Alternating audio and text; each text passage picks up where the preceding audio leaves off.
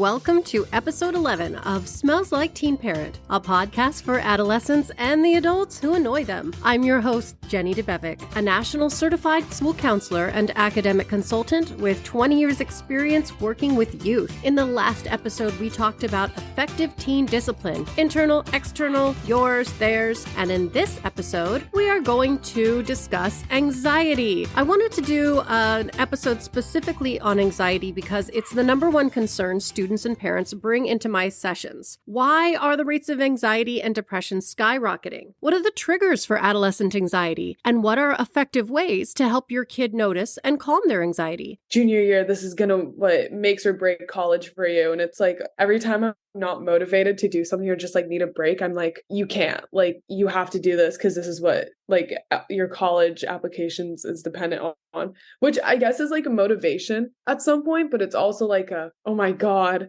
like I can't fail, I can't do this, I can't mess up, which is like can be very like detrimental at some point if you don't balance it well. It's a lot of pressure. Oh yeah. You will hear from adult expert David Flores, lead trainer for Mindful Life Project. Mindful Life Project is an amazing program that is transforming schools from the inside out with innovative and comprehensive mindfulness-based social emotional learning programming. You know, anxiety is really a fixation about what might happen next or what might not happen. The fear, right? Mm-hmm. Oh my God, I'm working up all these stories about the future. And the more we remind ourselves, the future, we have no idea actually how it's going to come out. We go to worst case scenario in our brain. So that creates that anxiety, right? So future thinking and the depression is related to past thinking about, I should have done this differently, regrets, angers over, this situation should be different. So it's this whole play on getting stuck in future and past thoughts leading to anxiety and depression. And mindfulness helps us realize that this is the only moment we have. And that's simple to say, but also that we have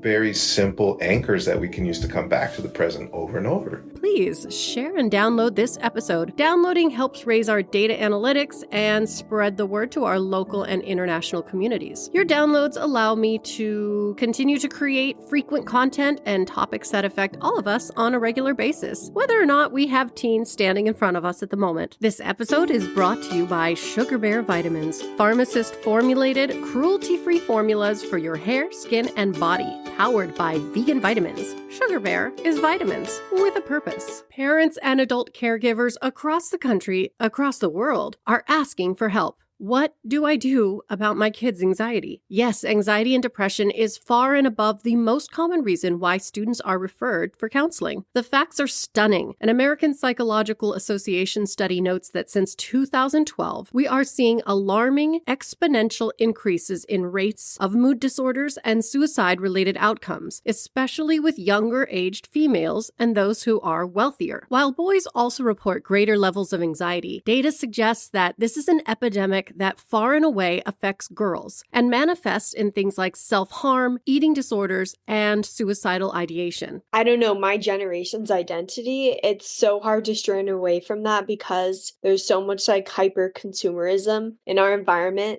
just bombarding us. You know, there's just so much information and so much like technology and knowledge and people telling us this and telling us this. And there's so much like heavy competition that it's hard not to be anxious all the time. It would be weird if you weren't anxious. Research shows that chronic stress in biological females actually changes the genetic material as estrogen begins to be produced. The National Institute of Health posits that nearly 1 in 3 of adolescents will be diagnosed with an anxiety disorder. That's 33% of our teen population walking around with debilitating anxiety, compared with just 19% of us adults.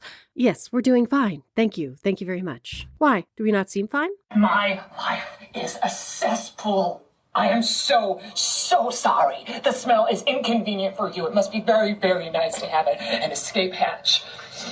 Furthermore, according to Science Direct, 8.3% of adolescents have severe mental impairment related to their anxiety. In another longitudinal research study about disparities in anxiety among adolescents, Catherine Perotti concluded that anxiety was increasing significantly for several subgroups, including females and sexual minority youth. Why are these rates skyrocketing? Let's just note the correlation between anxiety and the ubiquitous use of cell phones. I'm just saying. Social media is one of the greatest harms of our youth population. There, I said it. Social media being so strong, like having such a strong presence in our minds, like when you feel like you don't fit in, like ties in with anxiety and will definitely like induce it. Sexualization during developmental years is perpetuated by social media. I'm talking about 3rd and 4th graders who are worried about being liked and then obsess with being pretty and skinny and who try to make themselves sexier online so that they will be accepted by this online tribe. When you feel outside of it, when you feel like you don't fit into that standard, it's just like you almost start thinking like, oh, you start kind of panicking. And it's like that panic, like I need to look like this because everyone that I see on social media looks like this. But you know what? Let's back up a minute and clarify. What is anxiety exactly? Well, simply put, it's that feeling of unexplainable dread and apprehension about unrealized threats and unclear dangers that manifest in self-defeating behavior patterns which attempt to avoid the feeling. Sure, in some situations, anxiety is useful. It can help a person cope with challenges and evaluate dangerous situations. From an evolutionary perspective, anxiety helps us anticipate and avoid dangers. That bear on the hill, the pile of writhing snakes, that dark, small cave, so that we can stay alive. But now, instead of bears, snakes, and caves, young people face other uncomfortable events, tests, presentations, making a popular TikTok video, the news, coming to school in the morning. As a result of this psychological suffering, they manifest physical symptoms including tension, lack of concentration, insomnia, and irritability. I have students as young as 7 reporting symptoms of panic attacks, which is a way of the body adjusting to these risky physiological experiences. It comes back to the very fundamentals, safety. Our ancient brains are constantly trying to make us safe by anticipating the dangers ahead. Let's consider a moment Maslow's hierarchy of needs. If we can learn to manage our anxiety, then we can reconstruct our world as generally safe. If we feel safe, then we can begin addressing those higher needs like nurturing friendships and romantic relationships, contributing to the well-being of the community, becoming the best we can be. However, if anxiety disorders are not addressed, we see increased unhappiness and isolation. Individuals will find it more and more difficult to engage in normal life events and situations. Worry and fear will control their lives. And choices made in fear and worry result in violence, self-abuse, and damaged relationships. But there is another way. And now we're going to talk with our guest expert, David Flores, the lead trainer for Mindful Life Project. Mindful Life Project is partnering with Selena Gomez's Rate Impact Fund to expand mindfulness along the West Coast. When that anxious thought first comes up or that first depressive thought comes up, we catch it early enough, we can go, you know what, back to my breath in the present, or find a body sensation in the present, or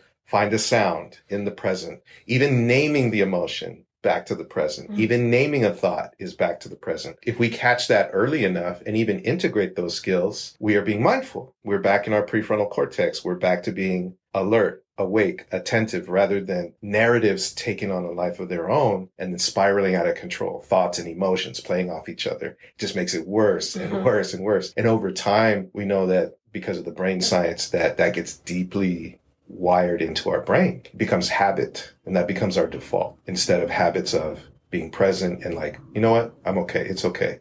I can be a little anxious and depressed, sad, whatever. But I can name it, and it doesn't have to last that long. And it's just a visitor, and I can come back, and it's going to be okay. And personally, what I've found is my own practice in that is that yes, I still get anxious. Yes, I still get depressed, stressed, all this stuff, but it just doesn't last as long.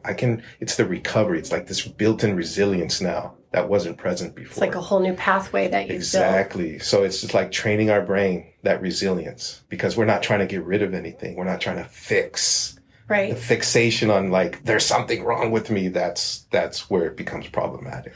The great thing is that we're talking about mental health and we're recognizing how important that is to take care of as much as physical health. But the other piece is that there's that perception now that there's something really wrong with me. Right. I'm wondering, how do you use Mindful Life Project to help kids see like there's nothing really wrong with them? Yeah. So we always say mindfulness with heartfulness too. So it's the self-compassion piece, realizing that, you know what, being a human being is hard. We have strong emotions that come. We have stressors. We have difficulties, challenges, distractions, and we can allow ourselves to soften our approach. We can give ourselves permission to be okay with being this imperfect human, basically. I don't have to be perfect. I don't have to get everything right. I don't have to meet everybody's expectation. We put this pressure, and we hear it. We get the pressure externally from family. We get it from society. So we internalize that, and then we relax that and go, you know what? I'm an imperfect human. All we have is the present. I can practice letting little things go, all of that, and just continually just like replaying that. And that becomes a new habit. We say this word equanimity. Okay, we don't have to get too high or too low. We can just kind of like flow with things a little better, right? Stress and difficulty and roadblocks and challenges aren't going away, but it's how we navigate them. Are we going to flip out and be super hard on ourselves because that inner critic's going to be really loud? Or are we going to take, an easier approach and go, you know what? A little heartfulness. Wow, I'm having a hard time. I need a little self-compassion. I don't have to wait for somebody to give it to me. I can give it to myself right now. When you get a group of kids who come in and you start your work with them, what do you kind of observe? Within a full year of seeing, especially the kids that need the most, we can identify that, the most outward or inward behaviors that are present, the most severe. Yeah, it takes a while. It takes a while because one of the strongest pathways that can be present is that inner critic, right? Of like constantly beating yourself up, constantly feeling the sense of worthlessness, of I'm not enough, I don't do enough, I don't have this. It's this like negative thinking of yourself. The heartfulness practice is one of the things that can help like ease that and even that out. That's really hard. That's really hard because we're not used to that. Like, who's being taught how to do that? I certainly wasn't taught that growing up. No. Nobody I knew was taught that growing up. It's like, even as a former teacher, as a parent, as a whatever, we're givers. We just like give. But what about us? Depleting ourselves all the time. And then we feel guilty if it's like about me. But this is not a selfish thing. This is a necessary thing. This is like innate to who we are as humans, of like, I can do simple things like, self-soothe my body with different, like hand on the heart, stroking of the earlobes, the gentle touch of my leg, like whatever physically I can do, mentally, like positive affirmations to myself. You know what? I can do this. I am worthy. Block out that any negative talk. And when we do these practices, noticing how it affects our mood, our emotions, our mental state, our physical body, which are all tied together.